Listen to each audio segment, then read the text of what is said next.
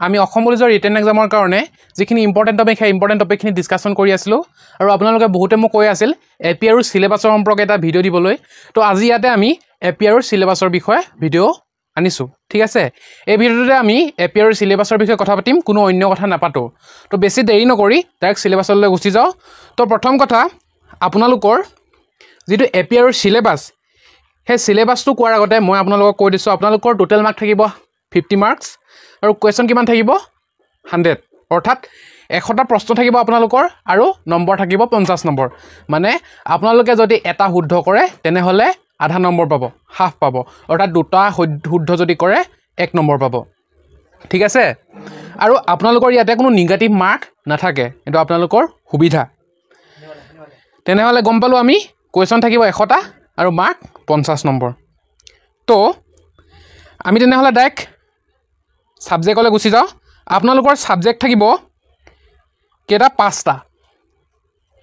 এটা 5টা বুলি উল্লেখ কৰিছে ডাইৰেক্ট আৰু লেভেলটো হ'ব ক্লাছ 9 আৰু ক্লাছ 10 সাবজেক্ট কেইটা হৈছে মেথছ আপোনালোকে চাব লাগিব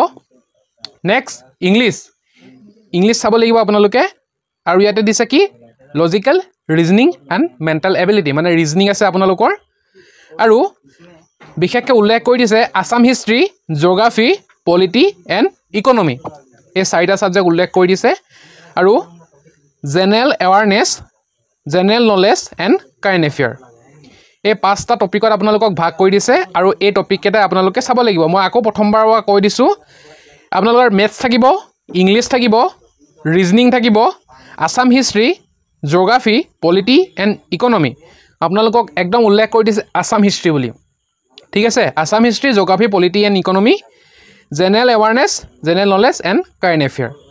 তো এইকেইটা টপিক আপোনালোকক দিছে আৰু সেই টপিককেইটাৰ ভিতৰত আপোনালোকে কোনবিলাক বিষয়নো চাব বা কোনকেইটানো ফ'কাছ কৰিব সেইটো ইম্পৰ্টেণ্ট আকৌ মই পুনৰবাৰ কৈছোঁ ক্লাছ 9 আৰু ক্লাছ 10 লেভেলৰ কুৱেশ্যন আহে আৰু আপোনালোকে আগৰ কুৱেশ্যন পেপাৰবিলাক চাওক আগতে পেটাৰ্ণবিলাক অলপ বেলেগ আছিলে টাইম টেবুলো বেলেগ আছিলে এবাৰ চেঞ্জ হৈছে আৰু যি কি নহওক তো আপোনালোকে গম পালে এই ছাবজেক্ট কেইটা আছে তো আপোনালোকে নিজে অনুমান কৰিব পাৰিছে হিষ্ট্ৰীত কোনবিলাক বিষয় সোমাব আসাম হিষ্ট্ৰীত মই আসাম পুলিচৰ ৰিটেন এক্সামৰ কাৰণে আসাম হিষ্ট্ৰীৰ বিষয়ে পঢ়াই আছিলোঁ বা মই নিজে যিখিনি পঢ়ি আছোঁ সেইখিনি আপোনালোকক ভিডিঅ' আগত প্ৰভাইড কৰিছিলোঁ আৰু আপোনালোকে সেইখিনিও চাব পাৰে ছেইম একেই কুৱেশ্যন আহে মই কি ক'লোঁ আসাম হিষ্ট্ৰী ক্লাছ কৰিলোঁ আমি কৰি আছোঁ আৰু নেক্সট আমি আসাম পলিটিও ডিছকাশ্যন কৰিলোঁ আপোনালোকে ভিডিঅ'টো যদি চোৱা নাই চাই ল'ব আৰু নেক্সট আমি জিঅ'গ্ৰাফি এণ্ড ইকনমি ডিছকাশ্যন কৰিম কোনখিনি ইম্পৰ্টেণ্ট কোনো অলাগতিয়াল কথা ইয়াতে আলোচনা নকৰোঁ আৰু আপোনালোকে ভিডিঅ'বিলাক চালেই গম পাব কোনো অলাগতিয়াল কথা আলোচনা নকৰোঁ যোনখিনি নেকি গুৰুত্বপূৰ্ণ মই পেপাৰবিলাক চাইছোঁ বা নিজেও পঢ়ি আছোঁ গতিকে যোনখিনি গুৰুত্বপূৰ্ণ বুলি ভাবিছোঁ সেইখিনিহে আলোচনা কৰোঁ ভিডিঅ' আকাৰত ঠিক আছে তো মই ইয়াতে আপোনালোকক কৈ দিব বিচাৰোঁ যিখন ফাইনেল মেৰিট লিষ্ট তাৰ মাৰ্কছটো অলপ কৈ গৈছোঁ আপোনালোকক তো আপোনালোকৰ পোষ্ট দুটা আছে এটা for a post of constable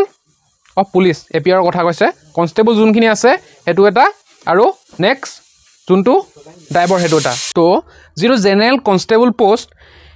সেই কনষ্টেবল পোষ্টটোত আপোনালোকৰ টোটেল মেৰিট লিষ্টৰ যিটো নাম্বাৰ 100 মাৰ্কছ আৰু ইয়াৰে 40 মাৰ্কছ আপোনালোকে ইতিমধ্যেই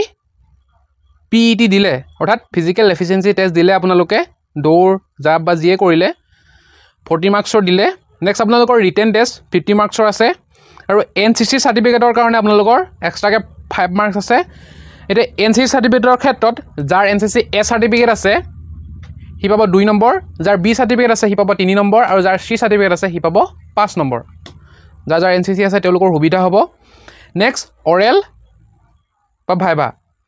ভাইভাত আপোনালোকৰ 5 নম্বৰ মানে 40 নম্বৰ PETত আৰু ৰিটেন টেষ্টত 50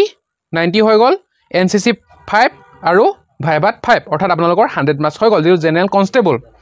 নেক্সট আহি গ'ল আপোনালোকৰ ড্ৰাইভাৰটোত 110 110 নম্বৰ আছে